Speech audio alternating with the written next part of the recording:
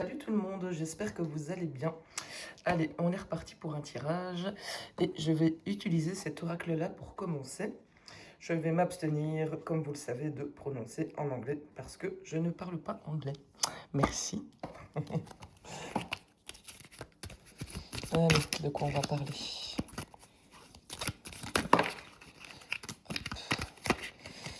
Encore une.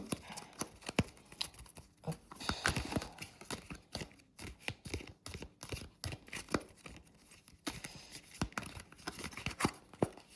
Alors, qu'est-ce qu'on a?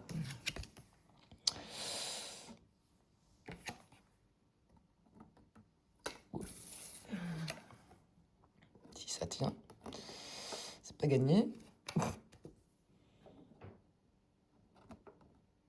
Voilà. Alors, la première carte, on nous parle d'explosion, de catastrophe, de destruction brutale. Quelque chose qui éclate et qui bouleverse tout. La deuxième carte, là, on monte un tout petit peu d'un cran, mais on parle de condamnation, de sanctions, de mise à mort symbolique, ou quelqu'un qui peut avoir été sacrifié, éliminé, puni, éventuellement après un jugement ou une décision collective. Et la troisième carte, pardon, pour moi, ça c'est une carte qui donne un petit peu le terrain. Donc on est autour d'un métier, d'un savoir-faire, d'une création, d'un objet ou d'une collection. Donc ici, moi, ça me dit quelque chose, une activité ou une création autour de laquelle quelque chose a explosé et quelqu'un en a payé le prix. Et qu'est-ce qui est au cœur de cette affaire? Je vais encore en prendre 3 pour avoir un peu d'infos.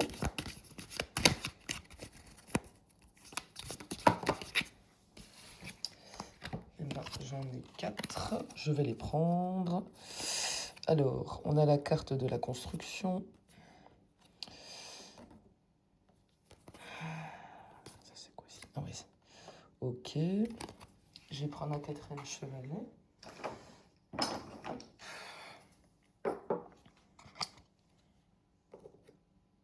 Ok.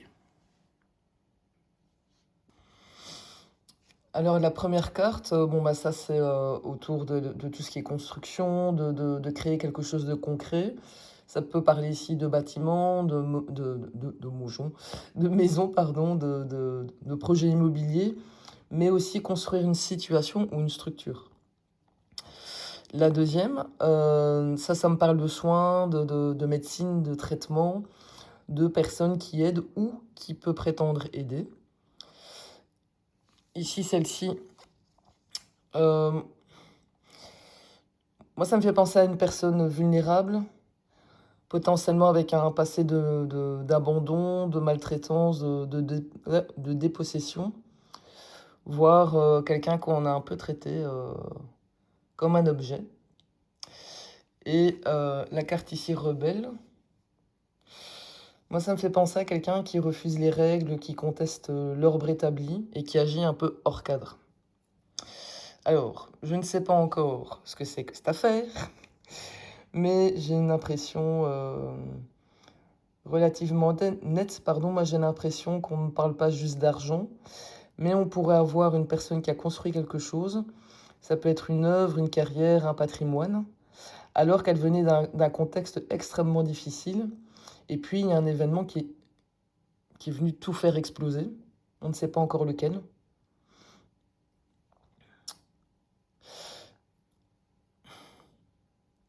En fait, moi, il y a une question qui me vient, c'est est-ce que la personne qu'on croit coupable est réellement l'auteur? Ou est-ce que on est devant un bouc émissaire? Et donc, moi, j'ai l'impression... Enfin, clairement, ça me fait penser à quelqu'un qui a été condamné par tout le monde, mais l'histoire vraie est ailleurs. Ok. Bon, je ne sais pas encore où ça va nous mener. Alors, et qu'est-ce qui est vraiment arrivé, pardon, à cette personne?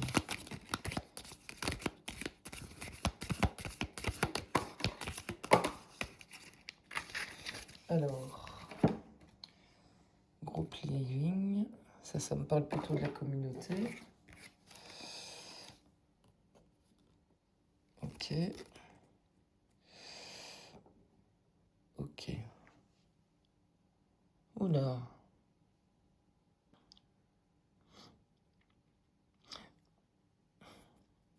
Moi, je crois que cette personne, elle appartenait à un clan, à une communauté, à une famille, à un groupe professionnel, voire même une organisation. Peu importe pour l'instant. Mais c'est une personne qui s'est retrouvée en conflit avec ce groupe. C'est une personne qui a combattu, qui a résisté, et derrière elle, elle a été bannie, rejetée et désavouée.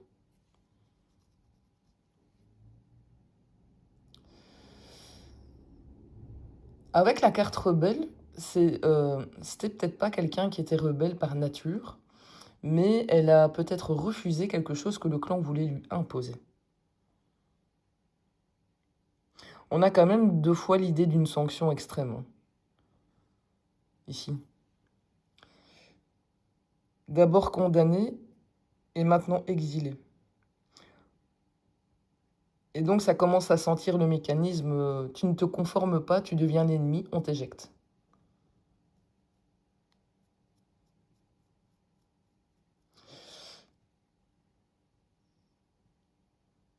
Avec mais la carte du groupe ici, et l'exil, le bannissement, ça peut parfaitement parler d'une famille qui écarte un de ses membres.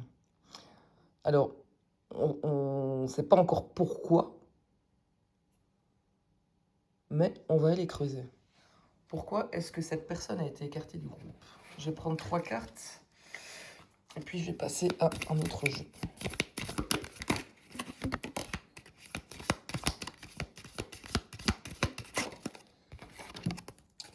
Alors, qu'est-ce qu'on a?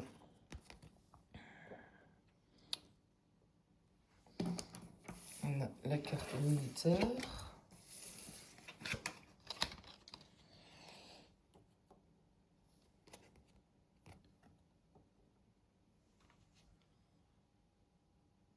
La carte de la bombe.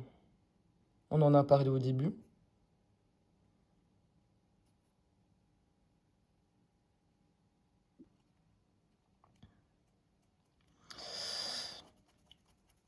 C'est marrant parce que maintenant on obtient le rapport de force,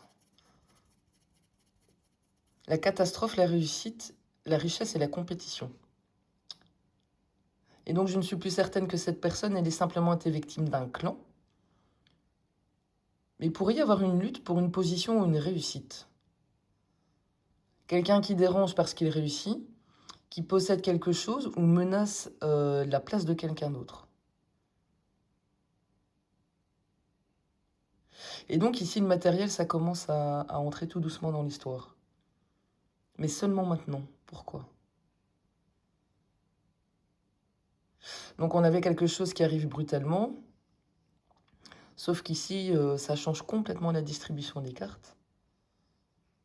C'est vraiment pas une petite brouille hein, dans l'histoire, là. Donc je vais quand même garder 3 hypothèses ouvertes. Il y aurait potentiellement un conflit autour d'une réussite ou d'un patrimoine, une personne devenue gênante qu'on cherche à évincer, ou un événement brutal après lequel certaines personnes ont quelque chose à gagner. Je vais prendre le tarot. C'est quoi l'enjeu concret derrière tout ce conflit?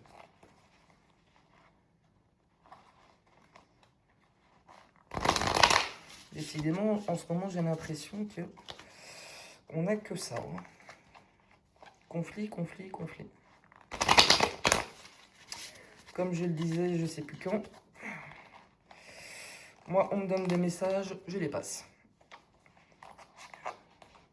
Mais en fait, il y a un jour quelqu'un qui m'a dit ouais, mais c'est vrai que tous les sujets se ressemblent. Ouais, en effet. Mais moi, je dis toujours, c'est des tirages généraux et surtout intemporels.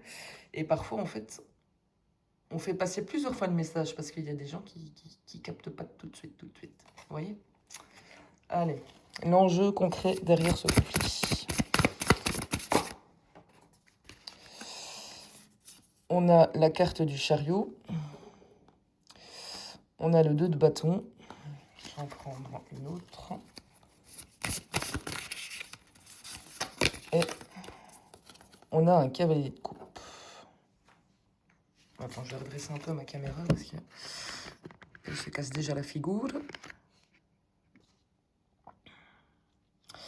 Bon, le chariot ici, c'est la conquête. Donc on prend les commandes, on gagne du terrain, on obtient une position. Le 2 de bâton, c'est ce qu'on fait de cette conquête. Projection, stratégie, expansion. On regarde plus loin que ce qu'on possède déjà. Et puis, il y a le cavalier de coupe qui vient mettre un coup de pied dans la fourmilière, parce qu'en fait, il introduit quelque chose qui n'est pas uniquement matériel. Ici, on parle de quoi? D'une proposition, d'une invitation, d'une alliance.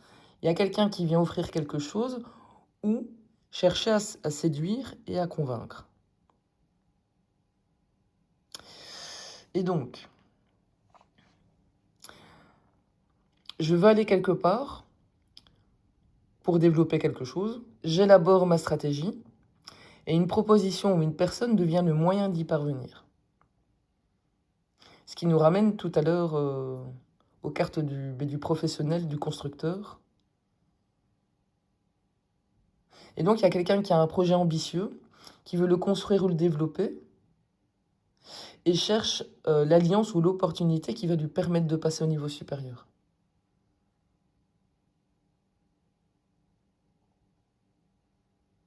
Ce que je comprends pas, c'est que pourquoi, autour de ce projet, on a la carte rebelle, gladiator, l'exil, militaire et 2 catastrophes. C'était en dessous, ça. Ouais.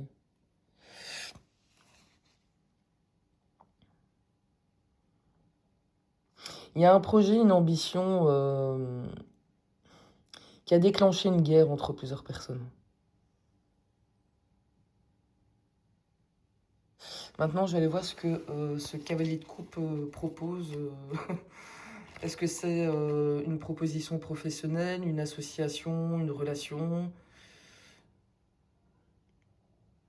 Ok, bon. Qu'apporte réellement ce cavalier de coupe là?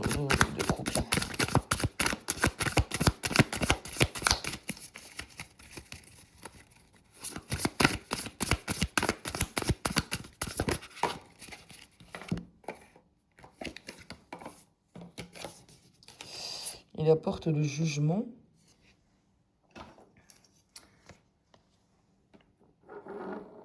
Attends, on va faire ça comme ça. On va essayer de ne pas tout faire tomber.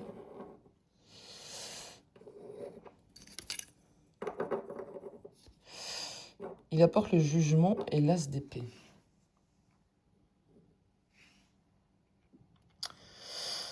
Eh bien, le cavalier de coupe, il apporte une révélation. Il y a quelque chose qui revient avec le jugement à la surface. On apprend, on annonce, on convoque. On doit répondre de quelque chose. Il peut y avoir aussi une notion de décision officielle selon ce qui va suivre. L'as d'épée, c'est quoi? C'est la vérité, la preuve, la décision, un truc qui tranche. Mais quelque chose qui devient impossible à ignorer.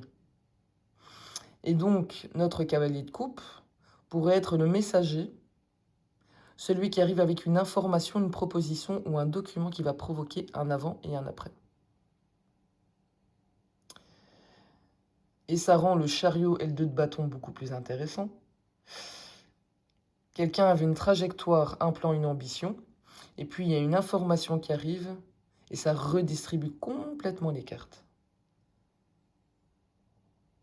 Et cette révélation, elle pourrait être précisément ce qui déclenche la guerre dans le groupe.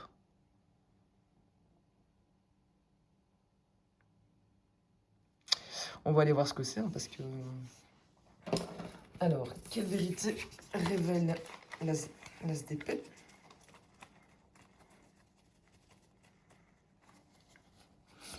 On va voir si tout le monde se dispute.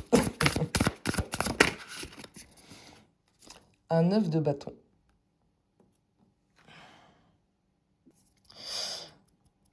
Alors, cette carte, c'est... comment je veux dire? C'est pas encore le contenu de la vérité. c'est plutôt l'état de quelqu'un qui protège quelque chose depuis très longtemps. Donc on est dans la défense, dans la méfiance, on garde son territoire. Il y a une personne qui tient sa position parce qu'elle sait qu'une confrontation va arriver. Il y a quelque chose qui arrive et ça va provoquer un réveil ou une remise en question, une vérité qui va être tranchée. Et tout de suite, il y a quelqu'un ici qui se met sur la défense. Je vais aller voir avec l'oracle de la voix céleste dans quel domaine on est. Attends, je vais déjà faire un peu de ménage parce qu'on va être vite envahi. Hop, hop, hop, hop. Voilà. Je vais le ranger parce que comme c'est rond, ça va rouler partout dans la pièce. Voilà, ok. Alors, je vais prendre 3 cartes pour voir dans quel domaine on est. Attends, il y en a une qui s'est retournée. On a, je vais la mettre ici, le soleil.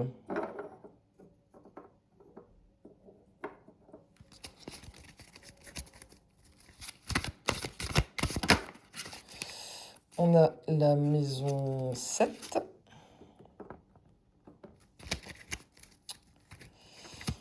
Et on a le scorpion.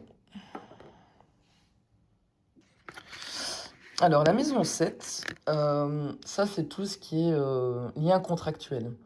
Donc, couple, mariage, association, partenariat, contrat ou adversaire déclaré aussi. C'est pas nécessairement amoureux. Le soleil vient mettre quelque chose en lumière. Donc, ça peut représenter une réussite, une visibilité, une autorité, quelque chose qu'on ne peut plus cacher. Et le scorpion, ça amène précisément ce qui nous intéressait. On parle d'argent partagé, de ressources, de ressources communes, de dettes, d'héritage, de succession, de secrets, de rapports de pouvoir, de transformation ou de rupture. Et donc ici, il y a une vérité qui devient visible concernant un lien entre deux parties et des intérêts patrimoniaux qu'elles ont en commun.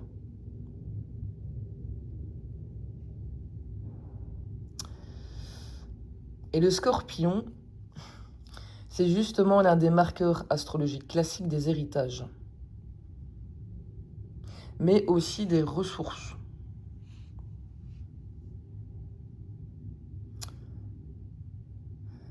Mais la maison 7 et le scorpion ensemble, ça peut aussi annoncer un divorce, un partage patrimonial, une association avec intérêt financier, un contrat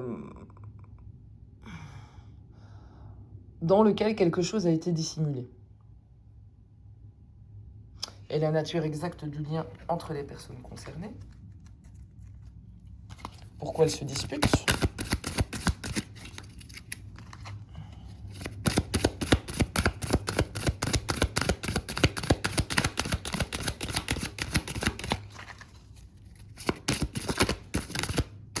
Attends, la ligne qui s'est retournée, je crois. La maison 5. Attends, 8. Attends, ok. C'est bon, c'est bon. Alors, la maison 5, ça ouvre une piste un peu particulière.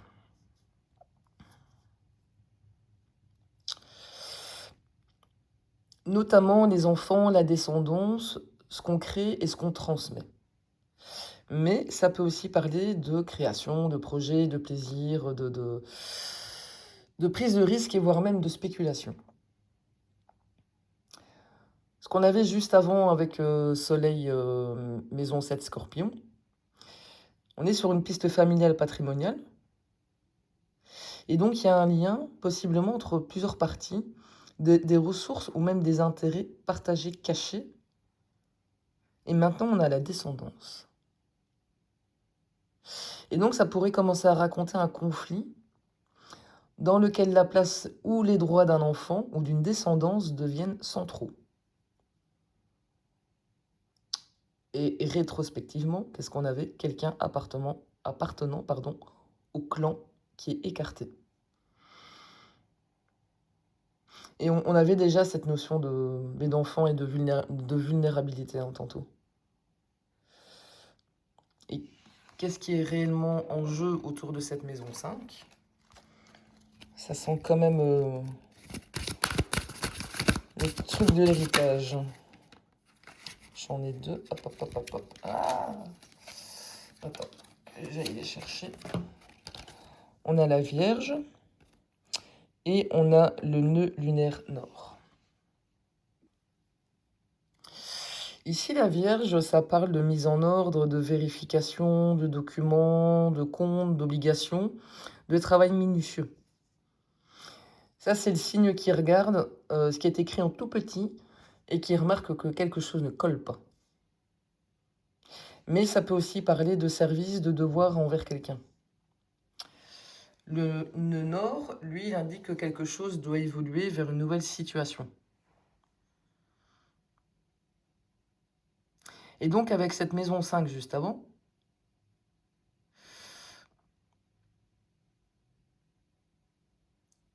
il y a quelque chose qui concerne vraiment un enfant, une descendance ou une création qui doit être régularisée, reconnue, remis en ordre ou repositionné.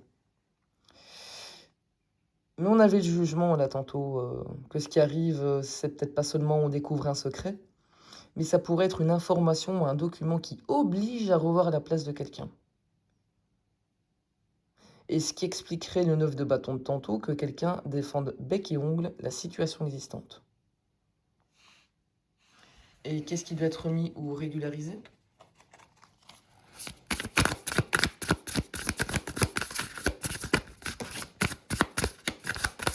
On verra si ça te parle.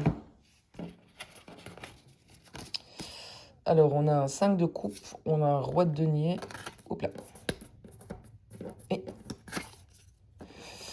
Et on a un roi de coupe. Le 5 de coupe, c'est... comment?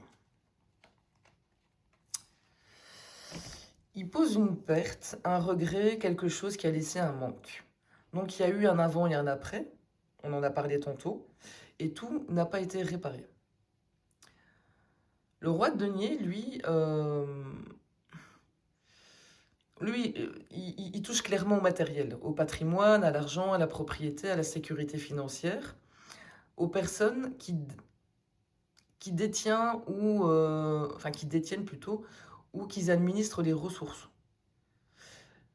Et donc, ça peut parfaitement représenter quelqu'un qui a la main sur un patrimoine.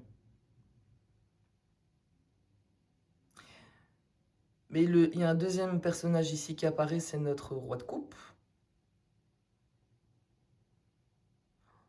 On a deux rois. Et donc, moi, je pense pas qu'il faille régulariser de l'argent. Mais on dirait qu'il y a une perte ancienne qui a créé un déséquilibre entre deux personnes et l'une d'elles semble avoir la maîtrise du matériel. Et donc, ça peut raconter une histoire de descendance et de patrimoine. Oui.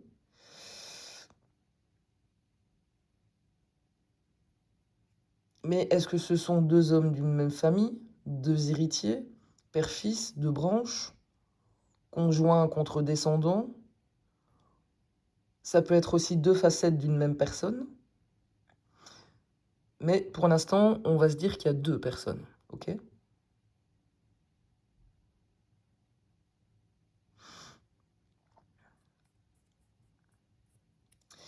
Et le 5 de coupe, moi, ça me fait penser qu'il y a peut-être une perte familiale qui est justement à l'origine de toute cette affaire. Le lien entre le roi de denier et le roi de coupe.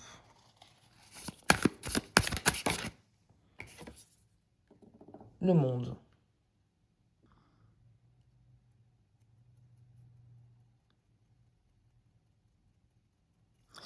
On avait eu, vous vous souvenez tantôt, cette histoire de clans, de tribus, d'architectes, de constructeurs, de rebelles. Et puis il y avait des notions de hiérarchie, d'affrontement et d'exclusion. Le monde entre les deux rois, ça peut évoquer un réseau, un milieu structuré, mais un cercle plus large qui relie ces deux hommes.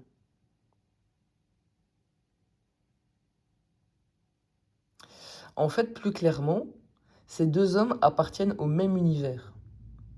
Donc ça peut être dans la même famille, le même milieu pro, le même réseau, la même organisation, le même projet, voire une relation qui dépasse uniquement ces deux personnes. Et donc le monde ici les relie par un système vachement vaste. Quelle est la nature du groupe ou du réseau qui relie ces deux hommes?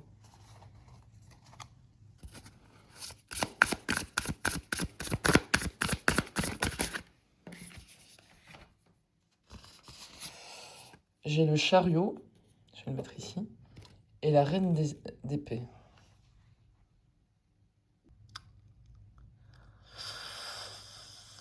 Bon, alors ça c'est très particulier. Là c'est le moment où tout le monde s'allume une clope, se fait un café, parce que je sens que ça va être long. Et de nouveau, j'aurais mieux fait de rester dans mon lit.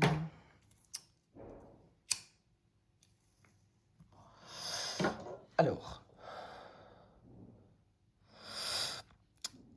le chariot et la reine d'épée, ça enseigne la géométrie et les mesures, les deux ensemble.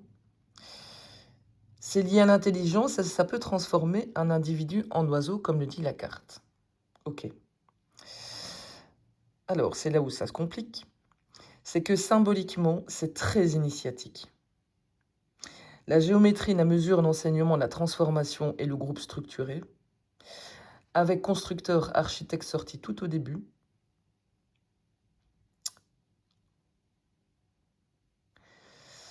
Moi, ça me fait penser à un truc du genre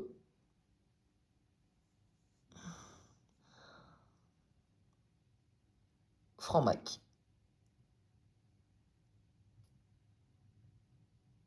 Parce qu'on a l'équerre, le compas, l'architecture, la construction, la transmission du savoir. Mais pas que, parce qu'il y a plein de groupes initiatiques, hein, donc je vais pas coller l'étiquette. On n'a pas assez pour affirmer ça, mais c'est à ça que ça me fait penser.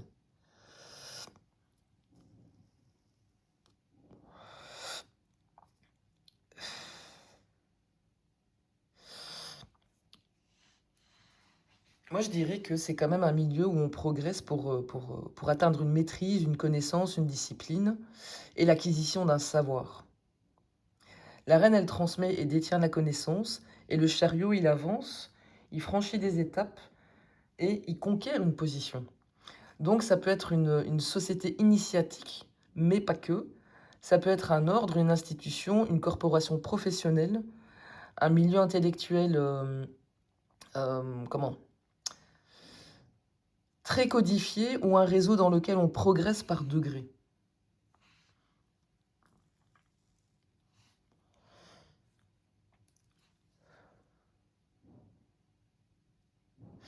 Mais qu'est-ce qu'il faut faire ou posséder pour appartenir à ce groupe?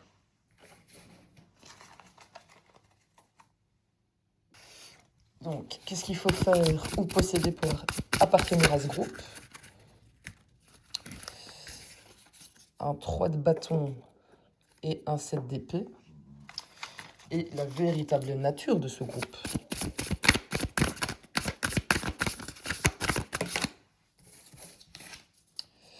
Une reine de denier. Alors le 3 de bâton, ça demande d'avoir une vision, un projet ou une capacité d'expansion, ou éventuellement des connexions avec l'extérieur. On n'entre pas là juste pour appartenir, on peut être intéressant parce qu'on est capable d'apporter ou de développer. Mais le 7 d'épée derrière, ça change un peu la donne. On parle ici de discrétion, de stratégie, d'informations qu'on ne partage pas avec tout le monde. Il y a un fonctionnement en coulisses, voire une dissimulation. Mais ça, on verra si on nous le confirme. Donc, pour appartenir au groupe, il faut savoir avancer avec stratégie et surtout savoir se taire. En gros, tu dois être utile et fiable avec ce qui ne doit pas sortir. Mais la reine de denier qui nous confirme la nature du groupe, ça c'est intéressant parce que ça nous ramène brutalement sur Terre. Et donc je vois pas un groupe mystique. La reine de denier, c'est le patrimoine, c'est les ressources, c'est la sécurité matérielle, la propriété, le business. Éventuellement, une femme qui ici peut être en figure centrale.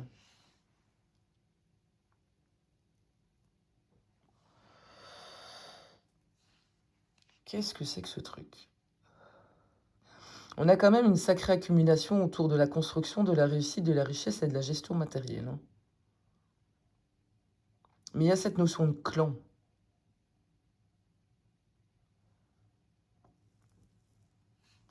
Mais c'est quoi l'intérêt matériel qui réunit ce groupe?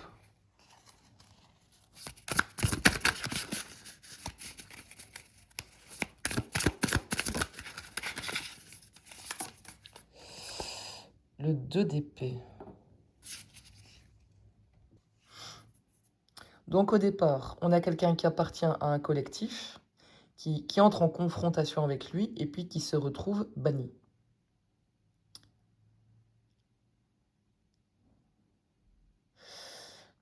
Plus tard, on obtient les deux rois reliés par le monde. Ce qui les relie, c'est le chariot et la reine d'épée. Puis on caractérise le groupe avec la reine de denier, avec comme condition d'appartenance le 3 de bâton et le 7 d'épée.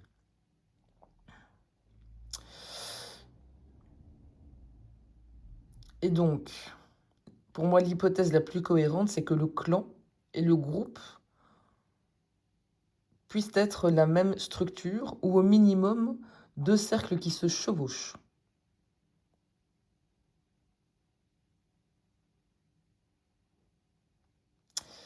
Donc, on va arrêter pour l'instant la chasse au patrimoine. Le clan du début et le groupe qu'on vient d'identifier sont-ils le même groupe? Oh, qu'est-ce que c'est encore que ce truc? Oh là là. On a le diable et on a le roi de bâton. Ouf.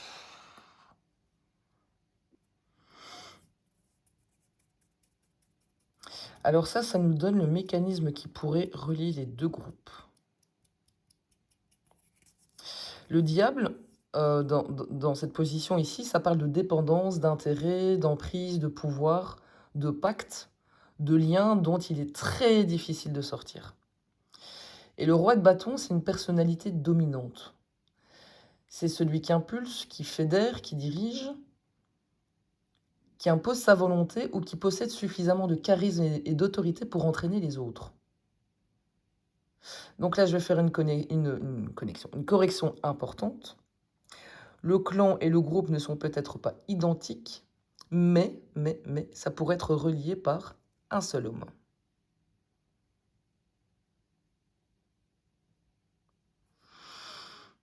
Mhm.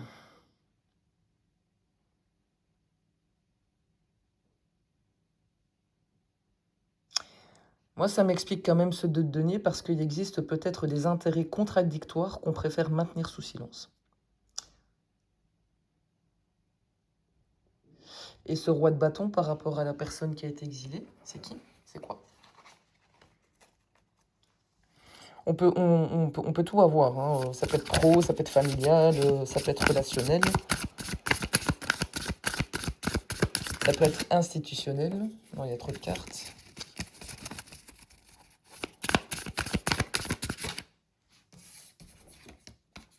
On a un 3 de coupe. Et bien en fait, ça nous ramène précisément au collectif. Alors je dirais pas ici que c'est un ami, mais ce 3 de coupe peut représenter quelqu'un du cercle, un membre du réseau, une personne introduite par des relations communes, voire même quelqu'un qui occupe une place importante dans la communauté. Moi, ça me fait comprendre que le diable est le roi de bâton,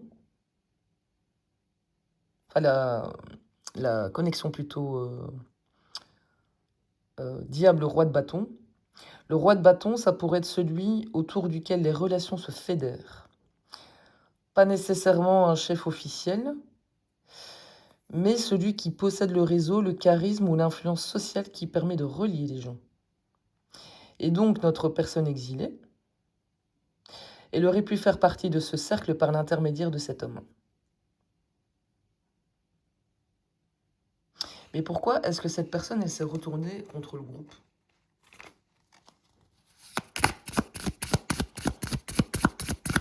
Elle a peut-être découvert ou refusé quelque chose avant d'être exclue.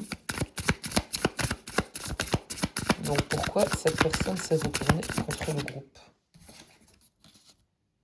Parce que le 3 de denier.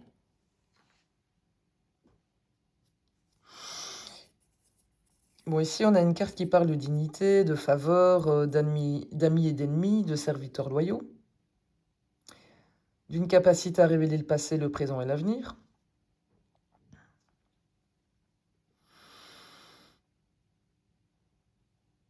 Donc moi, je partirais plutôt sur le fonctionnement interne du groupe. Qui obtient quoi? Qui bénéficie de faveurs? Comment est-ce qu'on monte en grade?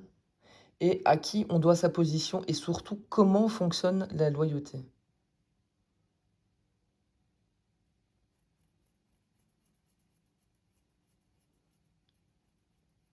Ça commence sérieusement à ressembler à un système de cooptation et de faveur, beaucoup plus qu'à un groupe de potes, hein, ici dans l'absolu. Et donc, je rebondis sur cette carte rebelle de tout à l'heure. Ça sent la personne exclue pour avoir refusé les règles du système ou a cessé d'être loyale à son fonctionnement. Mais qu'est-ce que cette personne a vu dans ce système?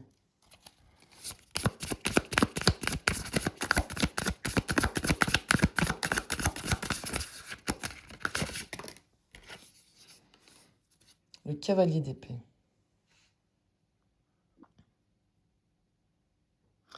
Moi, ici, ça me donne plutôt une réaction, une confrontation, une dénonciation, une volonté de mettre les choses sur la table. Et donc, cette personne, elle ne s'est pas contentée peut-être que de partir, mais elle a attaqué le fonctionnement du groupe. Et donc, elle a contesté, accusé, révélé ou a voulu révéler quelque chose et ça déclenche quoi? Une guerre. Ce qui pourrait expliquer le jugement et l'as d'épée qu'on avait tantôt. Une vérité doit être dite. Et donc, on est face à quelqu'un qui connaît les mécanismes internes d'un cercle fermé et qui décide de ne plus jouer le jeu. Et quelle pratique ce groupe, de ce groupe, pardon, cette personne, elle dénonce? Oh putain, ça m'a l'air bien sombre. Le pendu. Bon, là, je vois quelque chose de plus croustillant qu'une simple magouille financière. Moi, ça me parle d'un sacrifice d'un individu au bénéfice du système. Pourquoi? Parce que le pendu, c'est celui qu'on immobilise. C'est celui qui doit renoncer, attendre, payer un prix, accepter une position inconfortable. Et dans ce contexte, ça pourrait symboliser un mécanisme où, pour préserver un groupe, ses intérêts et ses membres influents, quelqu'un doit servir de fusible.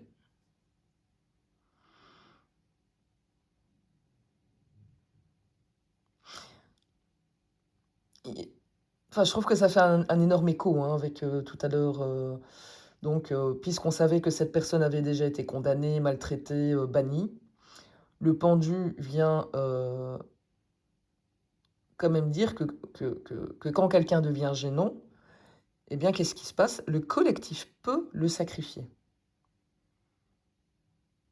Les loyaux sont favorisés et celui qui rompt la loyauté perd sa place. Bon, attention qu'on reste dans une lecture symbolique. Hein, donc, N'allez pas dire... n'allez pas accuser quelqu'un hein, sur base de ça. Mais plus sérieusement, si ça te parle, moi, je veux bien que tu me mettes en commentaire. Hein. Mais pourquoi est-ce qu'il fallait sacrifier ou neutraliser cette personne?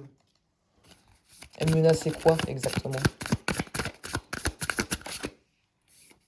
Après, je vais aller prendre un autre jeu. J'ai le 9 d'épée. Et en dos de paquet, j'ai une impératrice.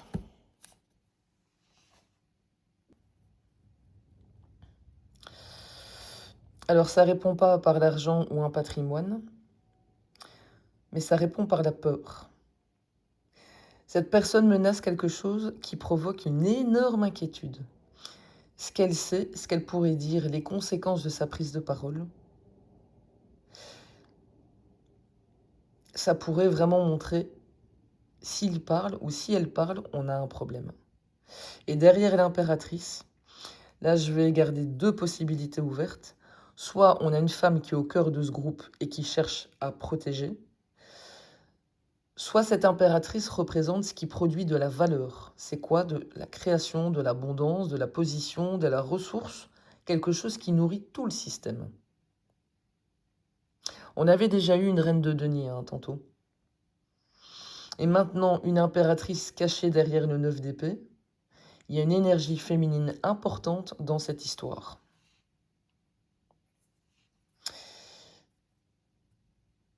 Et donc, si on reprend tout le cheminement, on avait une appartenance, une connaissance du fonctionnement, une contestation, un conflit, une exclusion, un bannissement, je dirais même un sacrifice, peur que cette personne, de ce que cette personne, pourrait révéler. Et l'impératrice pourrait être le pourquoi ultime.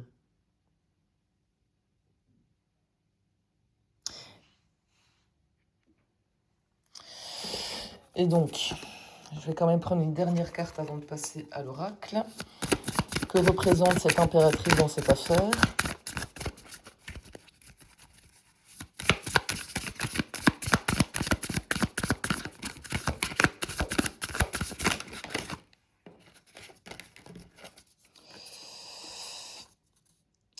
J'ai le soleil et j'ai un roi d'épée inversé.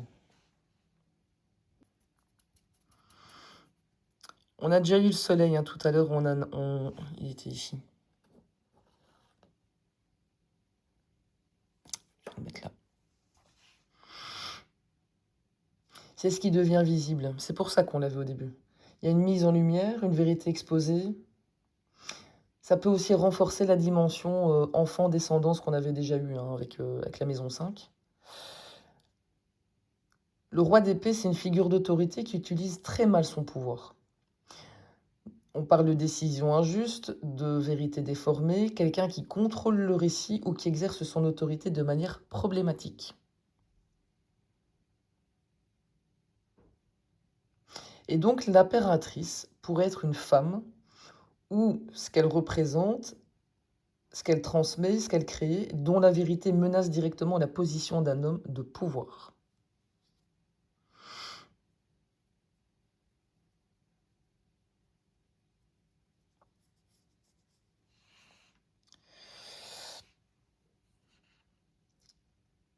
La question de filiation, de la reconnaissance ou de la place d'une femme, d'une descendance, commence à devenir ici une vraie piste. Hein. Ça explique très bien le 9 d'épée, parce qu'en fait, c'est peut-être pas l'impératrice qui a peur, mais c'est sa mise en lumière. C'est ça qui fait peur.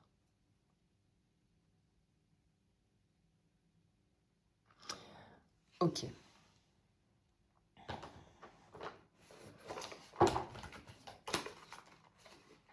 Bon là, on va rentrer dans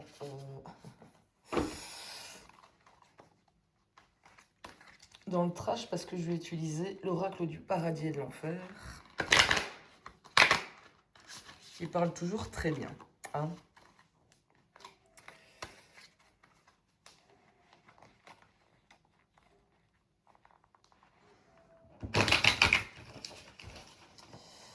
Ok. Allez, mais je vais le faire à la coupe, je pense, parce que comme c'est un gros jeu et que sur le côté comme ça, il y a une dorure rouge et à force de battre les cartes, ben forcément ça massacre un peu les cartes et je trouve ça dommage. Bref, alors, quelle est la faute originelle de toute cette histoire? Catastrophe et précipitation.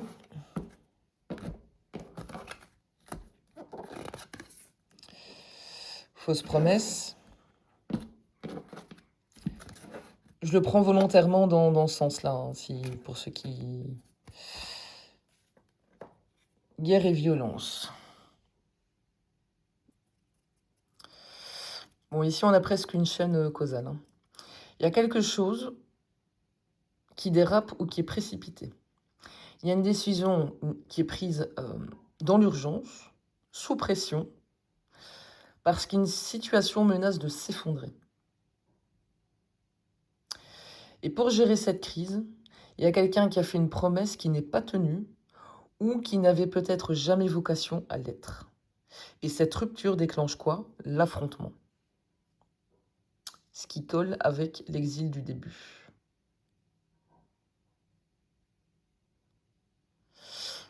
Ce qui m'intéresse, c'est cette carte de fausse promesse au milieu, parce que c'est la première carte qui désigne clairement une tromperie, alors que jusque-là, on avait surtout du pouvoir, de la loyauté, de l'exclusion, du secret et de la peur. Et donc, à l'origine de cette guerre, il semble y avoir un engagement, quelque chose qui avait été promis, mais dans un contexte de crise ou de précipitation, cette promesse n'a pas été respectée, et là, tout explose. Et quelle était cette fausse promesse?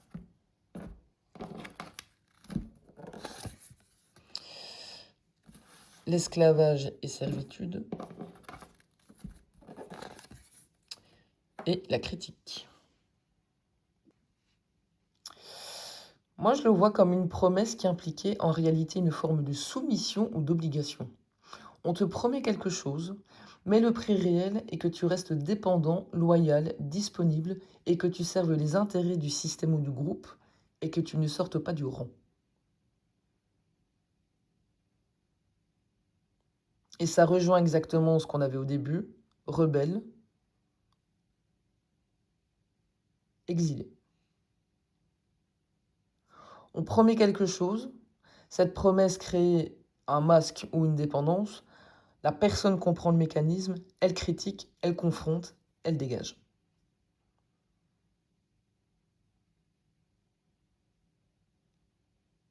Vous vous souvenez, on avait le 3 de denier qui parlait d'ennemis, d'amis, de serviteurs loyaux.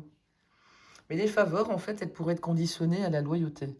Et donc, tant que tu joues le jeu, tu bénéficies du système, mais quand tu contestes, tu deviens le problème.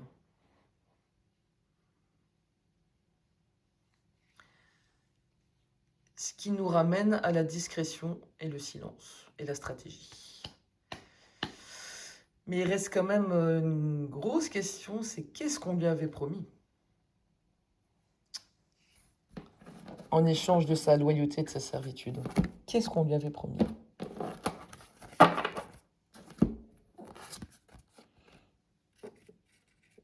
La luxure et la faible volonté. Bon, ça change un tout petit peu la nature de la récompense. Moi, si je vois pas forcément une promesse financière, mais la luxure dans ce contexte, c'est plutôt l'accès à ce qui fait envie. C'est quoi?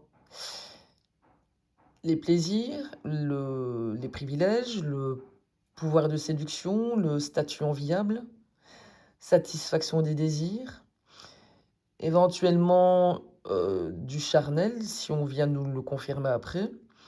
Mais la faible volonté indique que le système joue précisément sur les désirs et les failles de l'individu.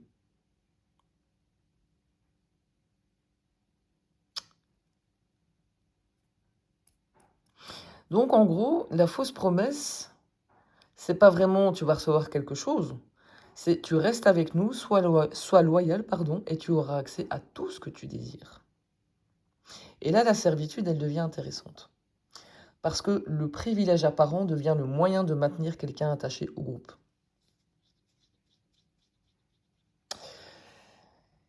Et donc, on commence à avoir un fonctionnement qui peut évoquer effectivement un groupe à dérive sectaire ou un système d'emprise.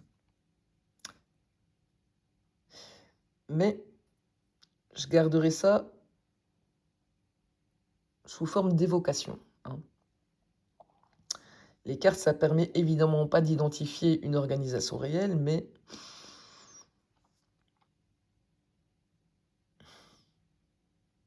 on avait ce diable et le roi de bâton là tout à l'heure. On peut avoir un personnage charismatique, du désir ou de la dépendance et le collectif autour. Et là, en fait, on arrête d'isoler les cartes. Je vais poser une question hyper croustillante. Par quel moyen ce groupe maintient concrètement ses membres sous son influence?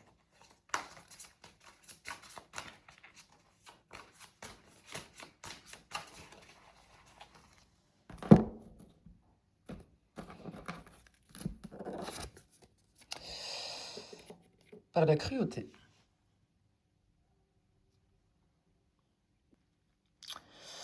Et donc par la peur des conséquences. On avait la luxure, fausse promesse, pour attirer ou retenir. Faible volonté pour jouer sur les désirs, les failles. Servitude pour installer la dépendance. Et maintenant la cruauté, lorsque quelqu'un résiste. Et donc, symboliquement, le système fonctionnerait sur 2 leviers. Tu as une récompense quand tu adhères et tu es sanctionné quand tu t'opposes.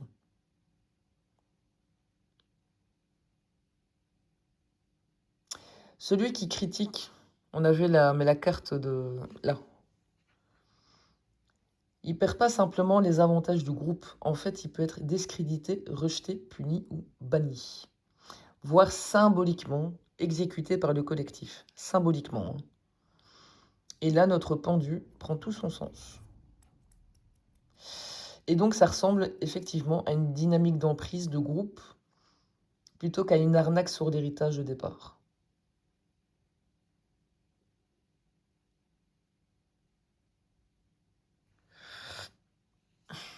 Mais quelle erreur ce groupe a commis ou va commettre avec la personne qu'il a voulu soumettre?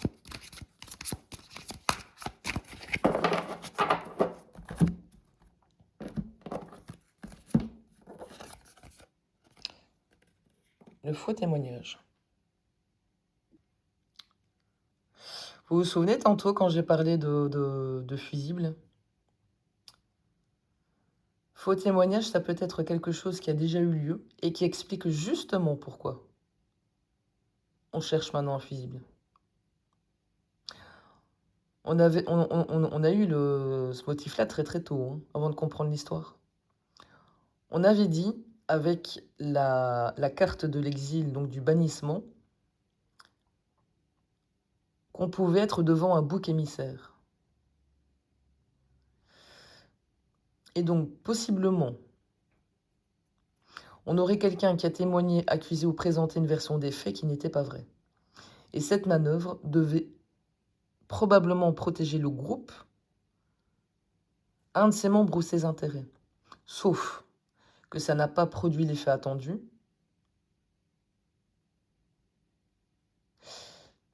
Et la situation commence à devenir intenable. Et là, on en revient au mécanisme du pendu. Il y a quelqu'un qui doit obligatoirement emporter les conséquences. Et c'est là que la cruauté elle devient intéressante. C'est que le groupe ne reconnaît pas nécessairement son erreur, mais il peut chercher à déplacer la responsabilité sur celui qui est devenu gênant. Et qui est gênant depuis le début? Notre rebelle. Celui qui critique, qui conteste, et qui connaît le fonctionnement interne et qui pourrait ouvrir sa gueule. Et donc, le bouc émissaire, c'est la personne exilée. Et le problème ici, c'est peut-être pas simplement qu'elle parle, c'est que si elle parle, elle peut faire tomber tout le groupe.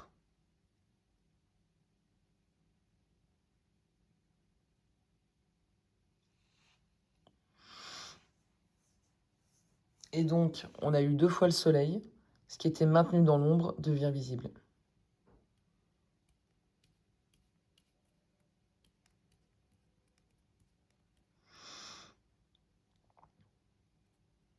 Et donc, si je dois retracer, on a un groupe fermé où c'est difficile comment? Pas difficile, où tu dois te taire, qui fonctionne par la loyauté et les faveurs. Il y a quelque chose qui dérape. Il y a une fausse version qui est produite pour protéger certains intérêts. Ça suffit pas, alors il faut désigner quelqu'un pour porter le chapeau. Et sauf que le bouc émissaire connaît trop bien le système.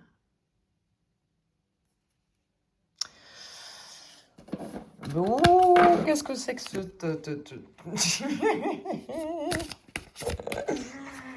Ça y est, on va encore dire que je fume le joint. Je vous assure que non. Je vous assure que non. Moi, le seul truc que je fume, c'est ça. C'est du Marlboro Red. Et je les achète toutes faites, donc c'est pas habituel. Et je ne me drogue pas, je prends pas de médicaments. Le seul truc que je prends, c'est du phytodiure pour ma rétention d'eau. Donc je pense pas que ça altère mes capacités psychiques, n'est-ce pas? Alors, pourquoi le faux témoignage n'a pas fonctionné? Plan impossible. Eh bien, le faux témoignage, ça semble avoir fait partie d'un plan qui ne pouvait pas tenir. Il y avait une mauvaise stratégie, de l'incohérence, des éléments impossibles à maîtriser, une personne qui ne réagit pas comme prévu, et quelque chose qui rend le montage impraticable. Et donc, on pourrait avoir quelqu'un qui critique ou qui refuse le fonctionnement, on cherche à le neutraliser, il y a une version qui est construite contre lui ou pour protéger quelqu'un, sauf que cette version comment je vais dire, n'arrive pas au résultat cherché. Et donc, le pendu. Et il faut quelqu'un pour absorber le problème. Pourquoi? Pour préserver le système. Et qu'est-ce que le bouc émissaire possède ou sait? Et qui rend ce plan impossible?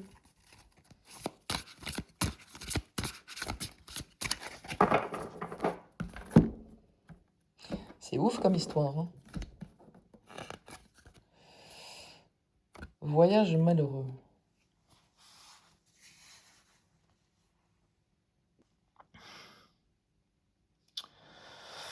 Ici, je ne le prends pas comme un voyage physique, hein.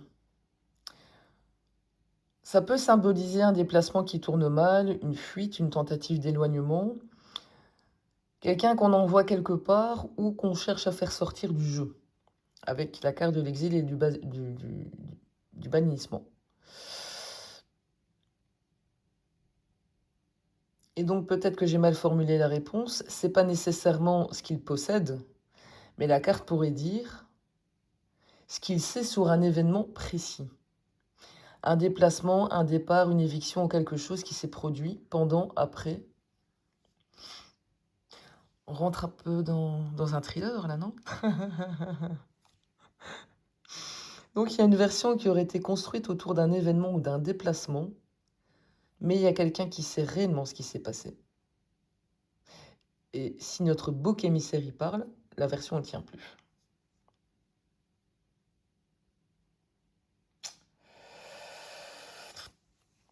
Bon, j'espère que vous êtes accrochés et que vous n'êtes pas occupés de déjeuner parce que je sens que ça va être sportif. Et qu'est-ce qui s'est réellement passé lors de ce voyage malheureux? Une trahison et une révolte. De la colère.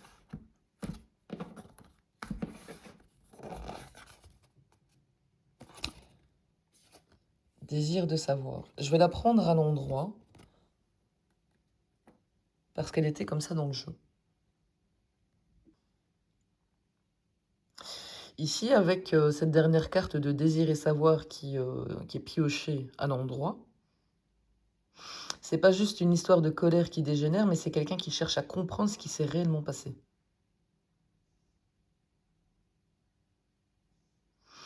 Et donc, moi, je lirai avec ces 3 cartes ensemble, un événement qui provoque un sentiment de trahison suffisamment fort pour entraîner une rébellion. Derrière vient la colère, la logique, mais aussi de rester uniquement dans la vengeance ou l'affrontement. Il y a quelqu'un qui commence à chercher, à questionner, à vérifier et vouloir connaître la vérité. Et donc, c'est quelqu'un qui ne se contente pas de la version qu'on lui donne. Et du coup, le faux témoignage, il prend encore plus de sens, parce que c'est peut-être pas simplement qu'il ne sert à rien, mais c'est quelqu'un qui commence à vérifier. Et c'est potentiellement ça qui rend le plan impossible, c'est qu'il fallait que la version soit acceptée telle qu'elle. Et donc le bouc émissaire pourrait être choisi parce qu'elle est déjà en rupture avec le groupe. Et donc, c'est idéal à accuser et à bannir. Elle est dehors, elle s'est opposée aux autres, donc on construit un récit où elle devient responsable.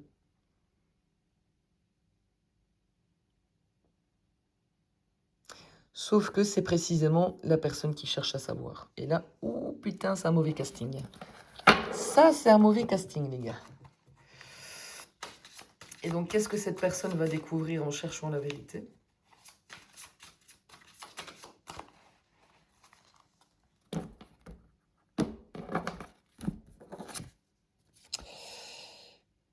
Une entreprise criminelle. Oh, hop, hop, hop, hop, hop, hop.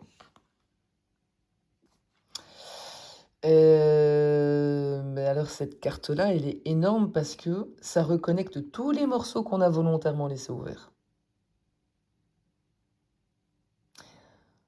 Vous vous souvenez, au début, on parlait de ressources communes, de patrimoine, d'argent, de transmission possible, d'héritage, de descendance. Et à ce moment-là, on s'était demandé héritage, patrimoine ou immobilier. Bah voilà.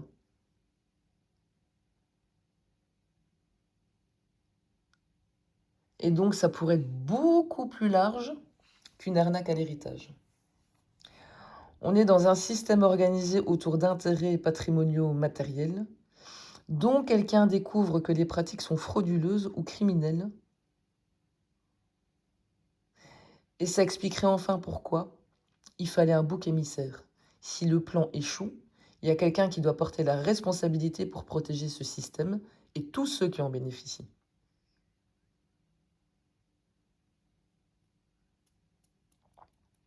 Mais l'entreprise criminelle, elle répond à qu'est-ce que cette personne découvre en cherchant la vérité. Donc c'est pas nécessairement la personne exilée qui est criminelle, je crois pas, au contraire. Elle découvre potentiellement qu'elle a été prise dans quelque chose qui la dépasse complètement. Et donc le faux témoignage pourrait non seulement servir à la discréditer, mais à lui faire porter une partie du système.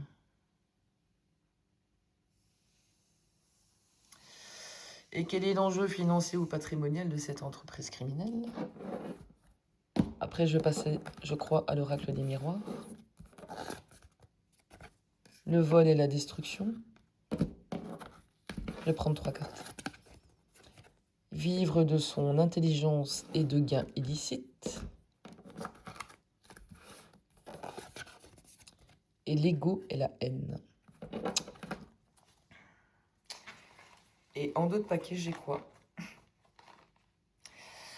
L'individu autodidacte. Bon, là, on a presque une réponse toute propre, hein. Même trop propre.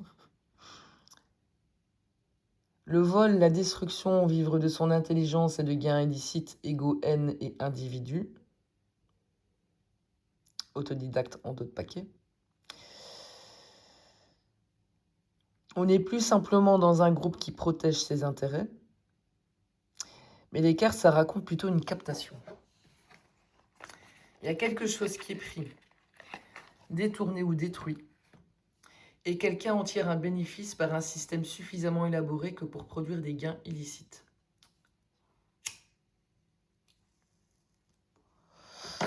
La deuxième carte, elle est dingue parce qu'en fait, elle associe précisément l'intelligence et le gain illicite.